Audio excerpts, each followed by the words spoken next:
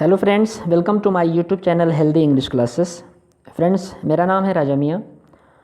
आज हम लोग UP board class 12 English subject के अंतर्गत शॉर्ट स्टोरीज़ के सेक्शन में सेकंड चैप्टर जिसका नाम है एन एस्ट्रोलॉजर्स डे, तो इस लेसन का अध्ययन करेंगे। इसको आर के नारायण के द्वारा लिखा गया है। फ्रेंड्स, इम्पॉर्टेंट बात यह है कि इस चैप्टर का जो इम्पॉर्टेंट क्वेश्चन आंसर है, जो आपके परीक्षा की दृष्टि से इम्पॉर्टेंट है, जो अगले साल 2021 में आ सकता है, तो उसको ध्यान में रखते हुए जो इम्पोर्टेंट क्वेश्चंस हैं उनका आंसर आपको इस वीडियो के डिस्क्रिप्शन में आप जाएंगे तो वहाँ लिंक दिया हुआ है, उसको ओपन करेंगे तो आप इसको वॉच कर सकते हैं। आपके लिए बहुत ही यूज़फुल होगा। और इसके अतिरिक्त जो फर्स्ट चैप्टर है शॉर्ट स्टोरीज़ का, द गोल्ड वॉच, उसके भी इम्पॉर्टेंट क्वेश्चंस और आंसर्स डिस्क्रिप्शन में है, आप वहाँ पे जाके उसको वॉच कर सकते हैं। तो आइए इसको स्टार्ट करते हैं।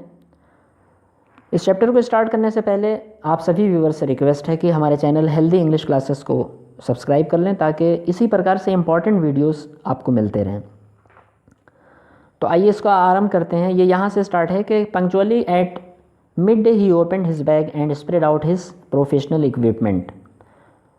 फ्रेंड्स, पंक्चुअली का मतलब होता है ठीक समय पर, मिड डे का मतलब दोपहर, और स्प्रेड आउट का मतलब बाहर फैला दिया। प्रोफेशनल इक्विपमेंट, इसका मतलब होता है व्यवसाय संबंधी सामान। तो ठीक दोपहर के समय पर उसने अपने बैग को खोला और फैला दिया अपने व्यवसाय संबंधी सामानों को। विच कंसिस्टेड, विच का मतलब जो कि, कंसिस्टेड का मतलब समाहित या जिसमें शामिल था, अर्थात उसके अंदर था। ऑफ ए डजन कौरीशेल, डजन का मतलब होता है दर्जन, और कौरीशल का मतलब कौड़ी, यानी जिसके अंदर समाहित था 1 दर्जन कौड़ी। I square of cloth with obscure mystic charts. Friends, obscure का मतलब होता है अस्पष्ट, माइस्टिक का मतलब रहस्यमय, चार्ट का मतलब चित्र या लेखा चित्र। तो जिसके अंदर समाहित थे 1 दर्जन कौड़ी और एक वर्गाकार कपड़ा जिसके ऊपर या ऑन इट, जिसके ऊपर अस्पष्ट रहस्यमयी चित्र बने हुए थे। ए नोटबुक, अर्थात एक notebook, and a bundle of palmyra writing. Friends, palmyra writing का मतलब होता है ज्योतिषी लिखाई, ठीक है। तो जिसके अंदर एक नोटबुक थी और ज्योतिषी लिखाई के कागज़ों का एक बंडल था। तो इसको एक बार और देख लेते हैं फ्रेंड्स, इस जगह से पंक्चुअली से, कि punctually at mid day he open his bag and spread out his professional equipment. ठीक दोपहर के समय पर उसने अपने बैग को खोला और व्यवसाय संबंधी सभी सामानों को बाहर फैला दिया। Which consisted of a dozen cowrie shells, जिसके अंदर 1 दर्जन कौड़ी। A square of cloth with obscure mystic charts on it, एक वर्गाकार कपड़ा जिसके ऊपर अस्पष्ट रहस्यमयी चित्र बने हुए थे। ए नोटबुक, एक notebook, and a bundle of palmyra writing, और ज्योतिषी लिखाई का एक कागज़ों का एक बंडल शामिल था। आगे देखते हैं। His forehead was resplendent with scared ash and vermilion. Resplendent का मतलब फ्रेंड्स चमकना होता है, स्केयर्ड का मतलब पवित्र, ऐश का मतलब राख होता है, वार्मिलियन का मतलब गेरू। तो उसका माथा, हिज फॉरहेड का मतलब उसका माथा चमकता था, विद स्केयर्ड ऐश यानी पवित्र राख से और गेरू से। And his eyes sparkled, sparkled का मतलब भी चमकना होता है फ्रेंड्स। तो उसकी आंखें चमकती थीं। With A sharp abnormal gleam, sharp का मतलब तेज़, एबनॉर्मल का मतलब असामान्य, और ग्लीम का मतलब भी चमक होता है। तो एक असामान्य चमक से उसकी आंखें चमक उठती थीं। Which was really an outcome, outcome का मतलब फ्रेंड्स परिणाम होता है, आउटकम का मतलब होता है परिणाम। तो जो कि वास्तव में एक परिणाम था। विच वॉज रियली, रियली का मतलब वास्तव में एक परिणाम था। Of A continual searching look for customers, यहाँ पे देखें ये थोड़ा सा मिसप्रिंट है, ये कस्टमर है।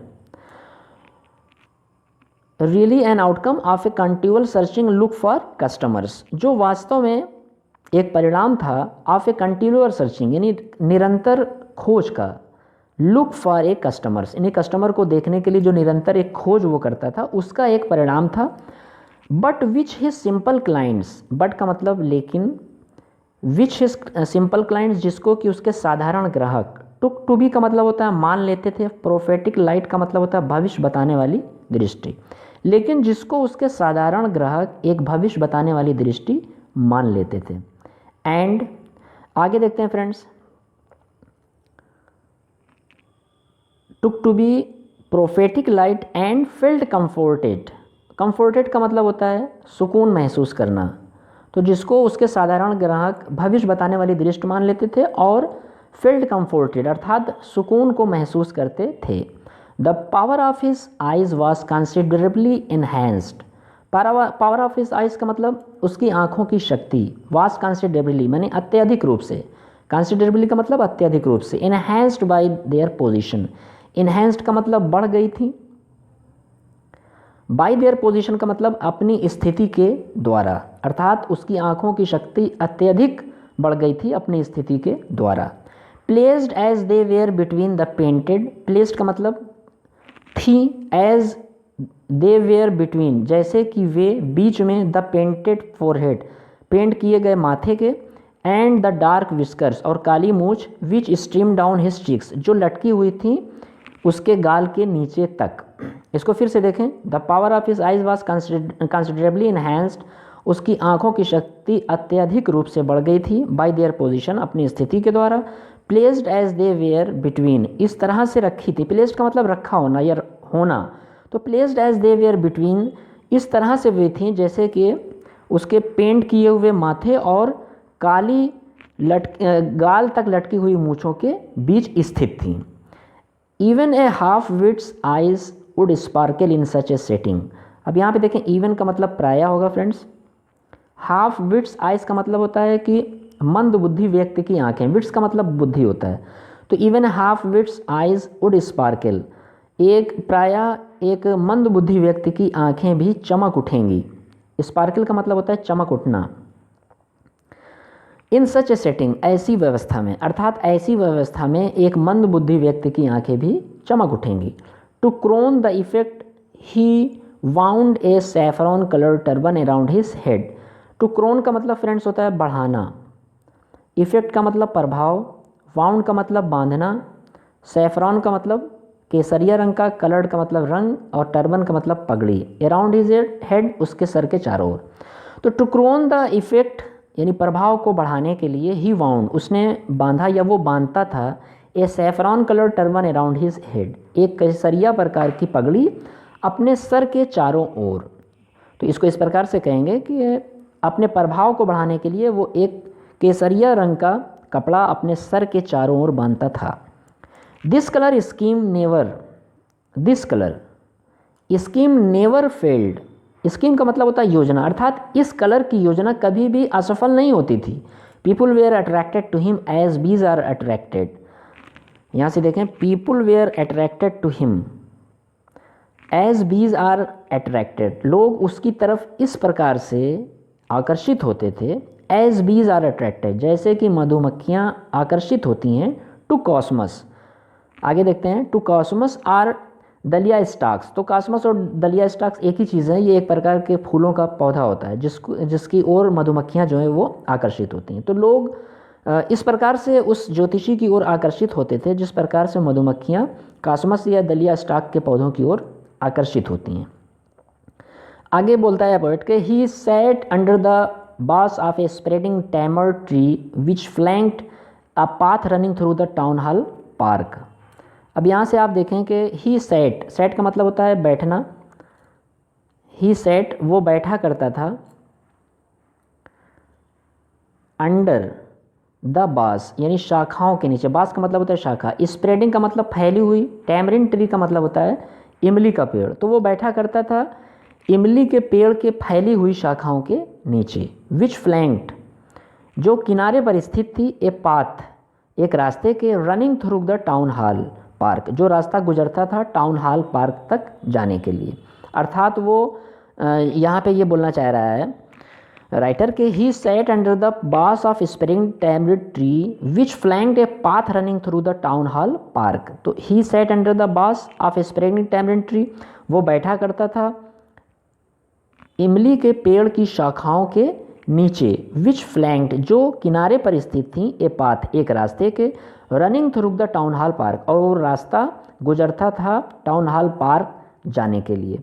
It was a remarkable place ये एक अद्भुत स्थान था।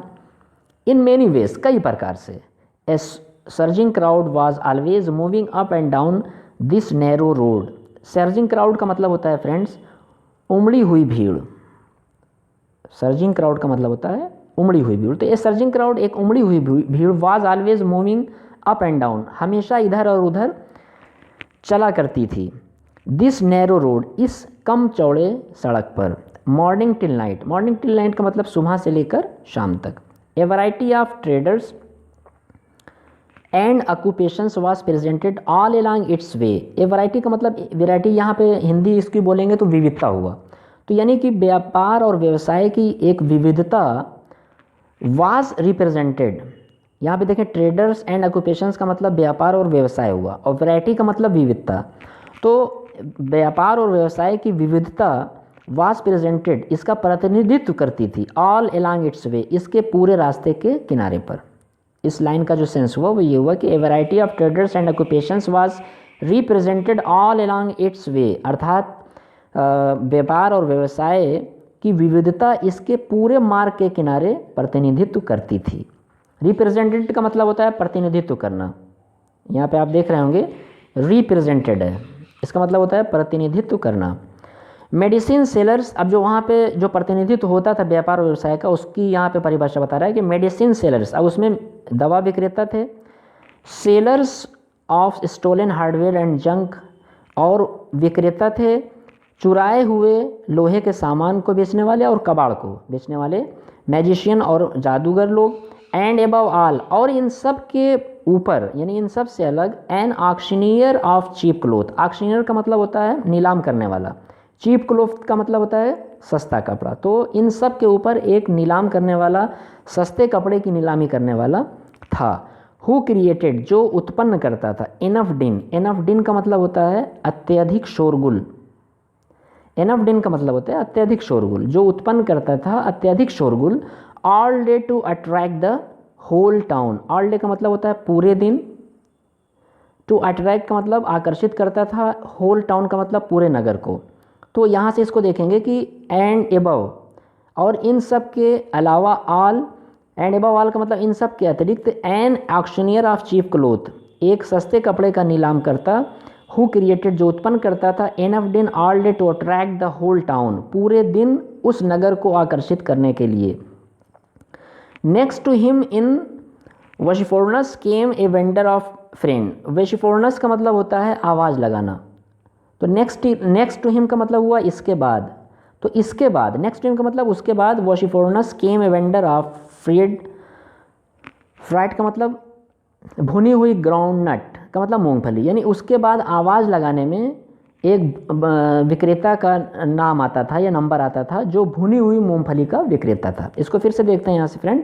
नेक्स्ट टू हिम, उसके बाद, इन वैशिफोर्नस, आवाज़ लगाने में, केम ए वेंडर, एक विक्रेता आता था, ऑफ फ्राइड ग्राउंड नट, भुनी हुई मूंगफली का। अर्थात उसके बाद यानी उस कपड़ा विक्रेता, जो कपड़ा की नीलामी करने वाला व्यक्ति था, उसके बाद अगर आवाज़ लगाने में किसी का नाम आता था तो भुनी हुई मूंगफली को बेचने वाला विक्रेता।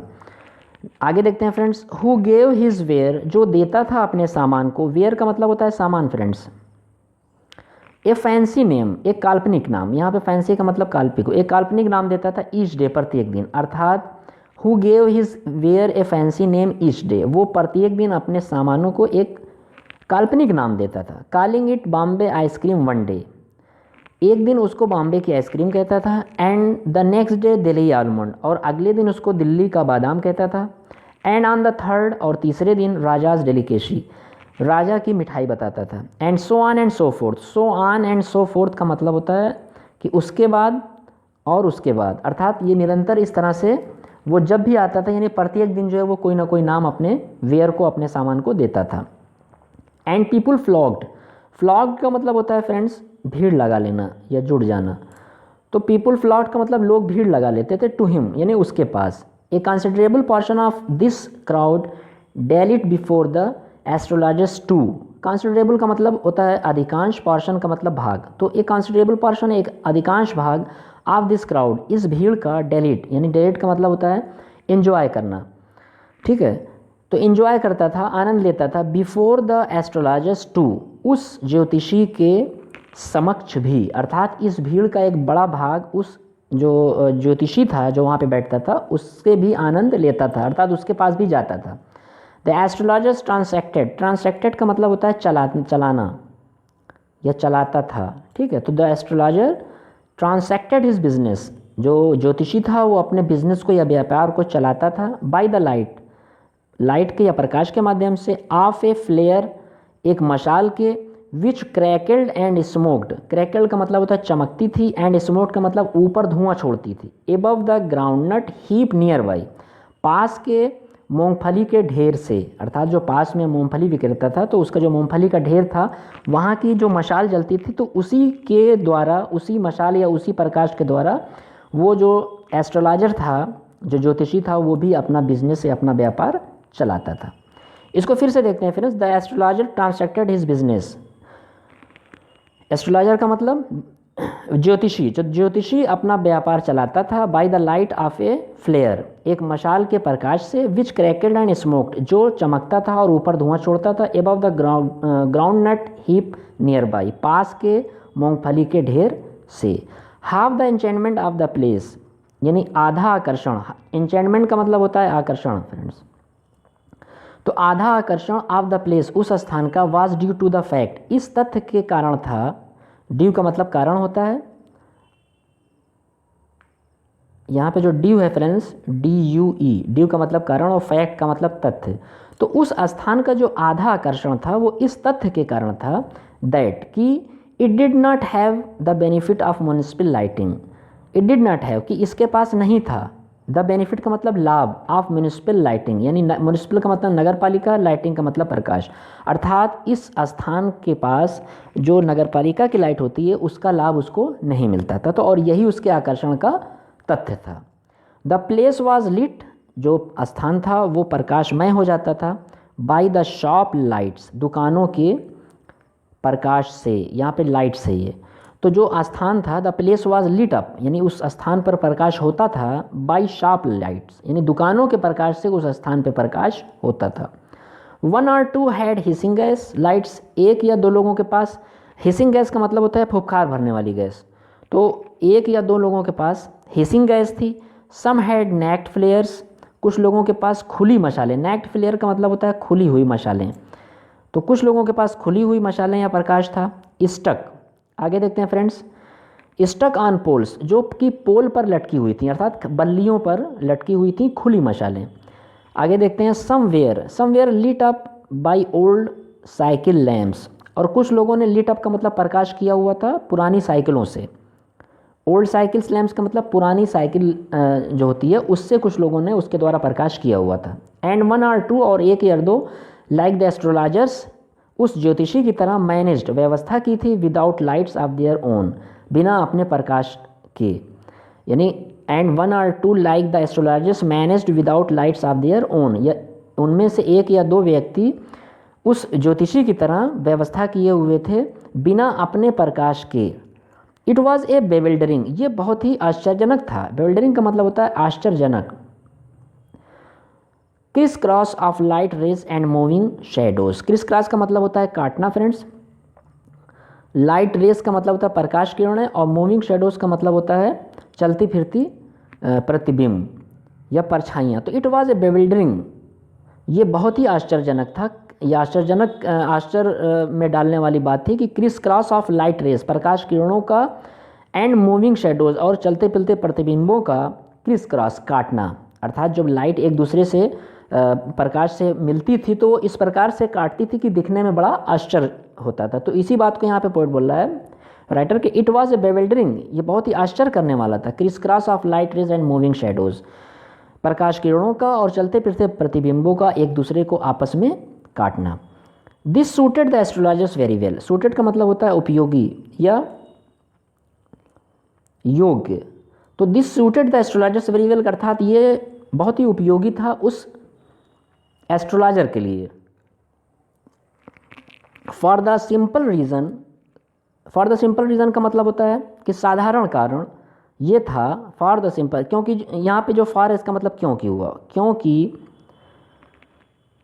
अब देखें ये फॉर है, फॉर का मतलब हुआ क्योंकि, द सिंपल रीज़न, साधारण कारण ये था, दैट कि he had not in the least intended, intended का मतलब होता है इरादा करना। तो अब इस लाइन का सेंस ये हुआ फ्रेंड्स कि for the simple reason that he had not in the least intended, क्योंकि सिंपल कारण या साधारण कारण ये था कि उसने कभी भी इरादा नहीं किया था, और लीस्ट का मतलब है थोड़ा सा, तो थोड़ा सा भी उसने इरादा नहीं किया था टू बी एन एस्ट्रोलॉजर्स, कि वो एक ज्योतिषी बन जाएगा। व्हेन ही बिगन लाइफ, जब उसने अपने जीवन का आरंभ किया। तो यहाँ पे जो राइटर है वो बताना चाह रहा है कि जो ज्योतिषी था उसके बारे में राइटर बता रहा है कि उसने अपने जीवन में कभी भी ये इरादा थोड़ा सा भी नहीं किया था कि वो एक दिन एस्ट्रोलॉजर या ज्योतिषी बनेगा जब उस जीवन का आरंभ करेगा। एंड ही न्यू, अब देखिए यहाँ से देखते हैं, and he knew no more of what was going to happen to himself next minute. तो and he knew no more, यानी वो कुछ भी अधिक नहीं जानता था। न्यू का मतलब जानता था, नो मोर का मतलब कुछ भी नहीं। तो he knew no more of what was going to happen, मतलब क्या होने जा रहा है ये वो थोड़ा भी नहीं जानता था। टू हिमसेल्फ नेक्स्ट मिनट, यानी अपने आप में उसको अगले मिनट या अगले क्षण क्या होगा इसकी जानकारी नहीं थी। He was as much as stranger, वो उतना ही अधिक अनजान था। स्ट्रेंजर का मतलब अनजान। टू द स्टार्स, स्टार्स का मतलब होता है नक्षत्र, या जो ज्योतिष या भविष्य बताने वाले जो स्टार्स होते हैं, तारे होते हैं, उनको बोलते हैं स्टार्स। तो he was as much stranger to the stars, वो नक्षत्रों के बारे में उतना ही अनजान था। As were his innocent customer, जितने कि उसके भोले भाले ग्राहक। इनोसेंट का मतलब भोले भाले, कस्टमर्स का मतलब ग्राहक। तो नक्षत्रों के बारे में उतना ही अधिक इनोसेंट था, उतना ही अधिक मासूम था या अनजान था जितने कि उसके भोले भाले कस्टमर थे। येट ही सेड, फिर भी वो कहता था, थिंग्स, चीज़ों को, विच प्लीज्ड एंड एस्टोनिश्ड एनीवन, फिर भी वो इस प्रकार से चीज़ों को बताता था कि जो, विच का मतलब जो प्लीज्ड, प्रसन्न कर देती थी, एंड एस्टोनिश्ड और हैरत में डाल देती थी, एनीवन, एवरीवन, प्रत्येक व्यक्ति को। अर्थात उसको ज्योतिषी के बारे में कुछ भी पता नहीं था, अगले क्षण क्या होने वाला वो नहीं जानता था। येट ही सेड थिंग्स, फिर भी वो चीज़ों को इस प्रकार से बताता था, विच प्लीज्ड एंड एस्टोनिश्ड एवरीवन, जो लोगों को, प्रत्येक व्यक्ति को खुश कर देती थी और हैरत में डाल देती थी। That was more a matter of study, that was more, क्योंकि ये अत्यधिक था, मोर यानी ज़्यादा था, ए मैटर ऑफ स्टडी यानी अध्ययन की बात, प्रैक्टिस यानी अभ्यास की, एंड श्रूड गेस वर्क और तेज अनुमान की। तो ये जो बात थी, जो मतलब वो इस प्रकार से बताता था कि लोग हैरत में आ जाते थे और प्रसन्न हो जाते थे, तो ये बात इसलिए थी कि उसका अभ्यास बहुत अच्छा था, प्रैक्टिस थी उसकी, और जो गेस करता था वो बहुत तेज होता था। तो उसी बात को यहाँ पे बोल रहा है राइटर कि that was more a matter of study, practice and shrewd guest work. तो ये ऐसा इसलिए होता था, ये बात ऐसी इसलिए होती थी क्योंकि उसकी प्रैक्टिस, उसका अभ्यास और उसका जो गेस वर्क था, जो अनुमान था, वो बहुत तेज होता था। All the same it was as much an honest man's labour as any other.